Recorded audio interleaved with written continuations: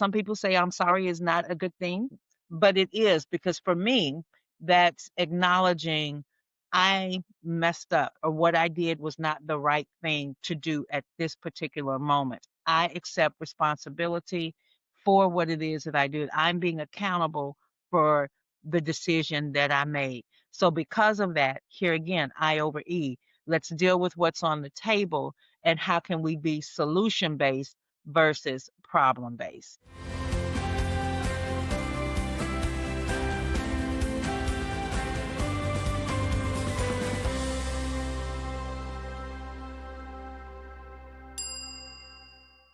Hello, everyone. Welcome to Frustrated to Fluent. I'm your host, Devon Bruce. I'm the founder and CEO of the English Communication Academy. We help non-native English speakers in healthcare communicate effectively with their patients, colleagues, and staff. And today I'm speaking with Dr. Tajiri Brackens. Dr. Brackens, known as the Workplace Wizard and founder of Heritage Leadership Consulting, LLC, is an award-winning author and culture architect with over 3 decades of leadership experience.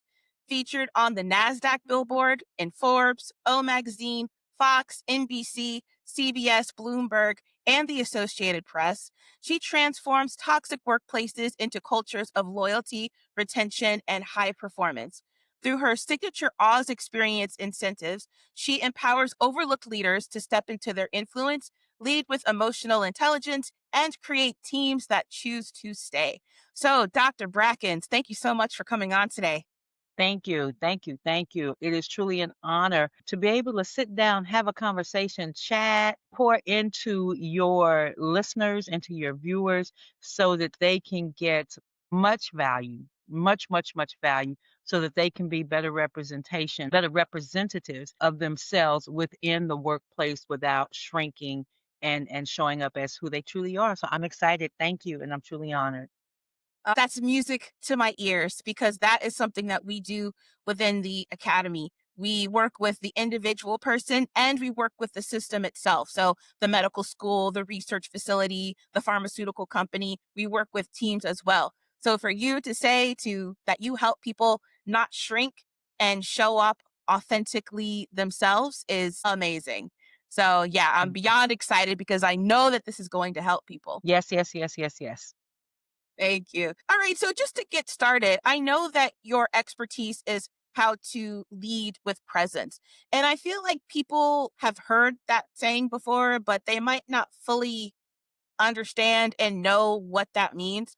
So, in your experience, what does leading with presence actually mean beyond the buzzword? So, first, let me say I believe in simplifying things. It doesn't have to be a $20 word for something that means 2 cents. So, with that, that's kind of where the workplace wizard comes about. I use childhood stories in order to represent principles and concepts.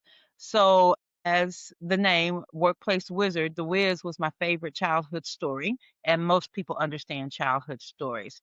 So I'll probably make a lot of references to the characters in The Wiz just so that it's simplified and people can understand it. So I hope that is permissible because Yeah. I want people to stand in their power unapologetically. So, with that being said, what does the presence look like for a leader in the workplace? People can feel you, they feel your energy. Energy is very transferable. So, if you think about it this way, when you walk into a room and someone is like, something just ain't right. And I know that's grammatically incorrect, but something just ain't right. And your gut feeling is telling you, I'm not fully connecting with them or what have you, then that's a part of presence. The other part of presence, or the flip side to that coin, is when you walk into a room, everybody lights up and they're like, "Oh my gosh, such and such is here. Ah, yay!" And it's all of that goes with that. So there's that energy, that positive energy that people want to be around you. So it's there before you even open your mouth. They can feel the genuineness within you. So with the presence, it's really how are you showing up? I firmly believe in being an energy giver versus an energy taker. because one, you never know what people are going through, and how they feel, whatever challenges and obstacles that they're having to face on the back end as far as at home and their personal life. So I make a deliberate attempt that whenever someone crosses my path, that there's a little bit of joy that they can say, you know what? She's good people. I really enjoyed her. And it's not just to bring people to me, it's just what's in me naturally. Inherent in the seed is the seed. So I want to be able to be that energy giver again, because you never really know what people are dealing with, what they have on their plate, what they're contemplating. And I don't want to be, if it should come back to me, I don't want to be the reason why there was an adverse reaction because of our interaction. So that's what presence means to me. And I really like that when you said it's energy. And you're right. People can feel that when you walk in the room, and you can walk into a room and you can tell if the energy is off, or it's the opposite. You can feel when the energy is amazing. And Mhm. for us as leaders, we can set the tone for that. And so I'm glad that you brought that up. And the reason why that I'm glad that you brought that up is actually my next question for you, because the leaders that we work with, well, to backtrack a little bit, the people that we work with, they are pretty much all in leadership positions. Most of them are doctors and up. Now we are expanding a bit, so we do have like some therapists, we have a couple nurses now, but the overwhelming majority of the people that we work with are doctors and up. So we have everything from a doctor leading their staff all the way to executive leaders leading global teams. But the thing that makes them shrink the most is shame and guilt. Mm. And that comes from a number of things, mostly because they feel like they need help with their English, and needing help as something as basic as English. Mhm, They mhm. really internalize that and feel, I'm not good enough. I don't deserve to be here. Imposter syndrome is a really big thing that they struggle with as well. There's a couple of cultural things that can sometimes get into the mix. But anyway, I wanted to tell you this because that is the major issues that we work with when it comes to the English side of things. So, having said all of that, how can leaders release those feelings while still holding themselves accountable for growth? Because again, they struggle with it's a lot of it's not ego stuff, like it's Mhm. their fault. No, it's my fault. So, how can leaders release those feelings that and still grow at the same time? So as you were telling that or giving that scenario, it reminded me of a situation that I had to deal with, a mentor with leadership. And you telling that scenario, it reminded me of a situation my leadership told me, you cost me money. Mm. And in hearing that, so to set a little bit of the background for that environment, it was in a direct sales organization. And things are based off of production, pretty much any organization. It's bottom line production. How are you showing up? How are you producing? How are you adding value? How are you adding to our bottom line? So I get that overall. However, if you're so concentrated on the production and the bottom line, you miss so much along the way. And you lose people along the way because they don't feel connected. They don't feel like you genuinely care about them, that all you're worried about is the money. So, with that being said, because of things that my mother put into me, instilled in me as a child. You know, one, your circumstances do not determine your wealth nor your value. So taking that and putting a little bit of a twist on it in this particular situation, it was, you know your value, you know what you add. So don't let their view, their focus on something else deter you from who you truly are, what your worth and what your value is. So what does that look like as far as a Wiz character? Let's look at the Scarecrow. He had so much to add, and his words were what added value to, added value to Dorothy, added value to the Tin Man, added value to the lion.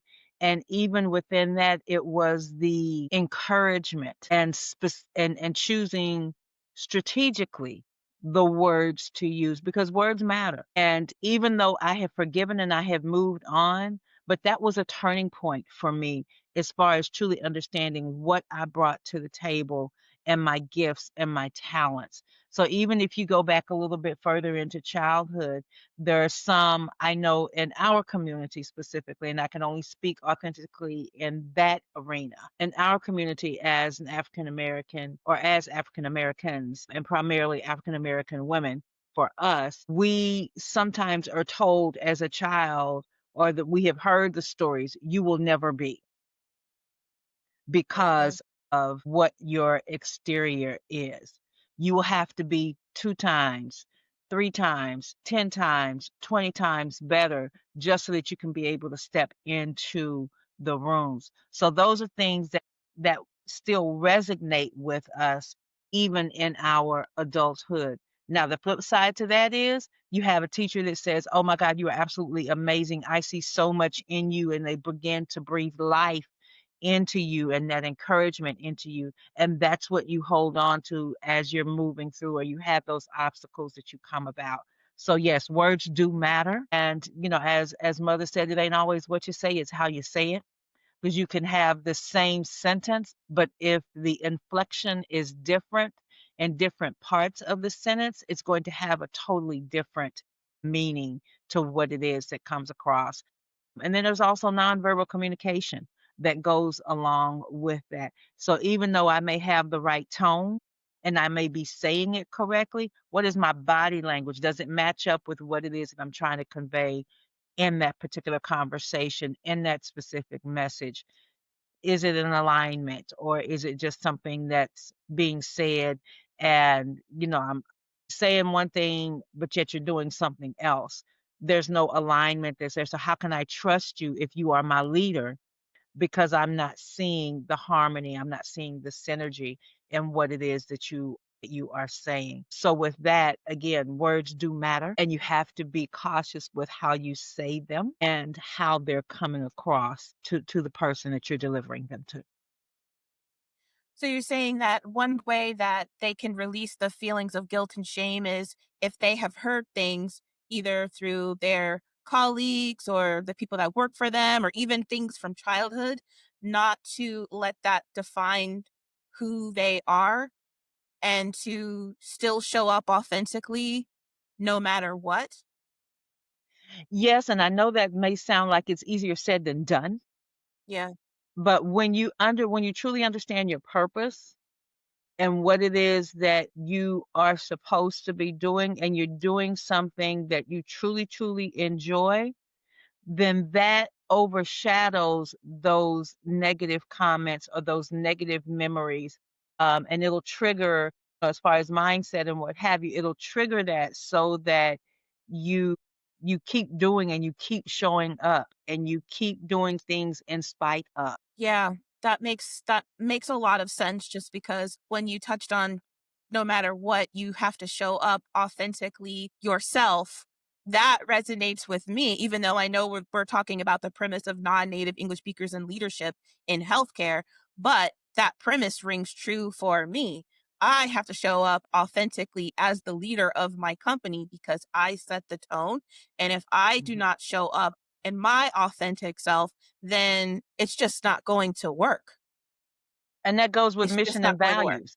That Yeah, goes with mission and values. I mean, that's why you have the companies that get the top 100 best places to work for, because of the culture that they have created, and that mhm, comes, um, I believe, from top down, not mhm, necessarily bottom up. Because I mean, even if you think about it as far as children, if you have children and you're a parent, you set the tone for that household as absolutely. far as what's going to happen, what they're going to eat, how they're going to have, what you're going to teach them, how you're going to train them, who they, until they're able to, get their own friends per se. You control.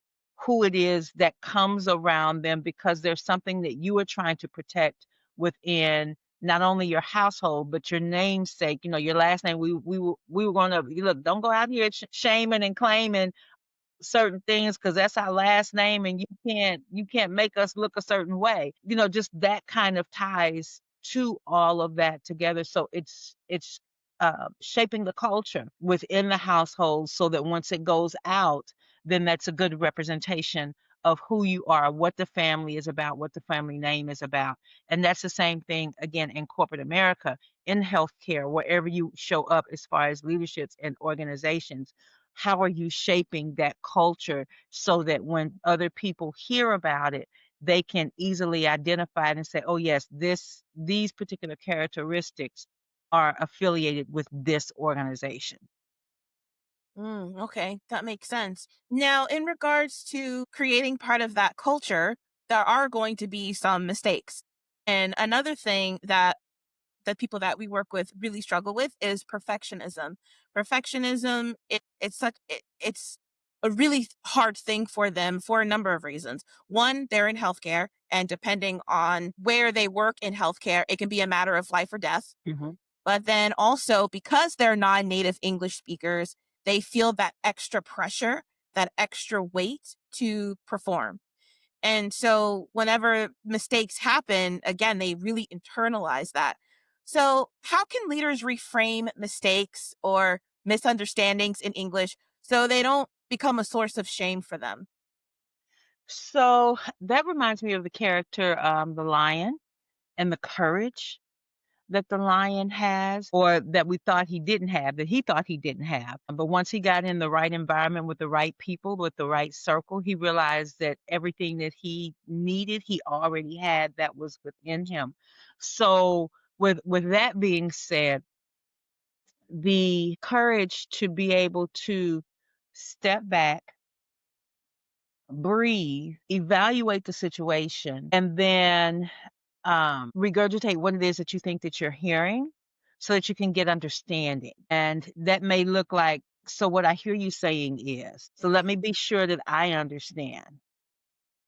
And then in the end, it's okay. So the ultimate goal here is da da da da da da da da da da da. Da. So that's kind of again reiterating what it is that you think that you heard, so that you can be on the same page and eliminate as much of that miscommunication as possible and shrinking in that arena. And then if you just have like in your back pocket, the ultimate goal is, if you use that as a statement, then I think that's going to remove the barriers as far as miscommunication. Yeah. So it removes the offensiveness and slash defensiveness. When you say, so ultimately what I hear, ultimately what the goal is, and here again it also goes to the words and how you say that. But if you say it with confidence, then I think it can be received better by the person that you are relaying that information to, because now it's in a solution base and not there's a problem. Yeah. Yeah, I like that too. Making sure that you focus on the solution, not necessarily the problem. Yeah, that makes total sense. I mean, don't get me wrong, you got to deal Yeah. with the problem so Right. that you can get to the solution. But not again, not being so focused on that, because everything is a learning situation. It's a learning moment. And what is it that you can get from that and be able to move forward and not standing in that space and in that place of the mistake. Because if you do, then that's going to cause shrink. That's going to decrease your confidence, not only in yourself, but in how other people see you as a leader.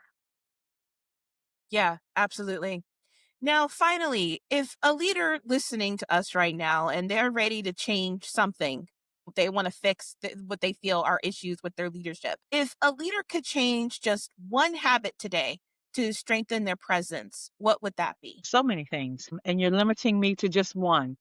Yeah, if they wanted to they wanted to change one thing today, right now, an actionable step.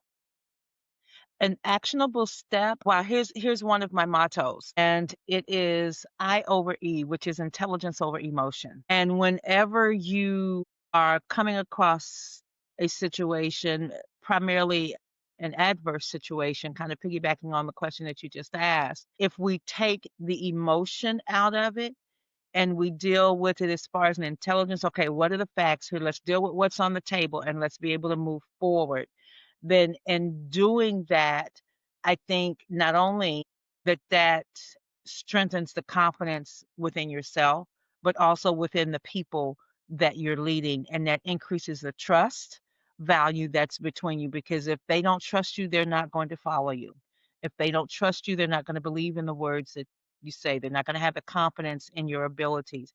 Now, you may be wrong as two left shoes. However, because of the way that you handle the situation, and even in the mistakes and those things that you may be wrong in, people can still be willing to follow you if you show up with that confidence and being able to communicate and truly being transparent in, some people say I'm sorry is not a good thing, but it is, because for me, that's acknowledging I messed up, or what I did was not the right thing to do at this particular moment. I accept responsibility for what it is that I do. I'm being accountable for the decision that I made. So because of that, here again, I over E. Let's deal with what's on the table and how can we be solution based versus problem based. Okay. That's a great way to end it. It's a very good way to start making some changes today. So I love that. Thank you. You're welcome. So yeah, Dr. Brackens, where can people find you online? Well, the easiest thing to do is to go to my website, which is dr-tajiri, T as in Tom, AJIRI.com. There you can find out more about the Oz experience and how I tie in the childhood story of the Wiz and how that relates to leadership. It also has all of my social handles, where I'm on Facebook, on Instagram, LinkedIn. You can find me there. That's the easiest way to stay connected. So that's your best place, which is dr-tajiri.com. Thank you. And the link for that is in the description box below. And if you are someone in healthcare, if you're a non native English speaker and you really need help, or if you are the director or the founder of a company and you need help with your team, please reach out to us. We do have a free academy for anyone to join. The link for that is in the description box as well. So, Dr. Brackens, thank you so much for coming on and talking about how people can lead with presence. This was extremely helpful. Thank you. Thank you, thank you, thank you. It truly is an honor, was an honor to be able to sit down and just have a good conversation. And actually, I believe that there were some great takeaways to be able to help your listeners and your viewers be stronger leaders, be better leaders in their respective fields and their respective industries and in their respective organizations. Thank you. Absolutely. And I thank you for listening in, and I'll see you next time. Take care.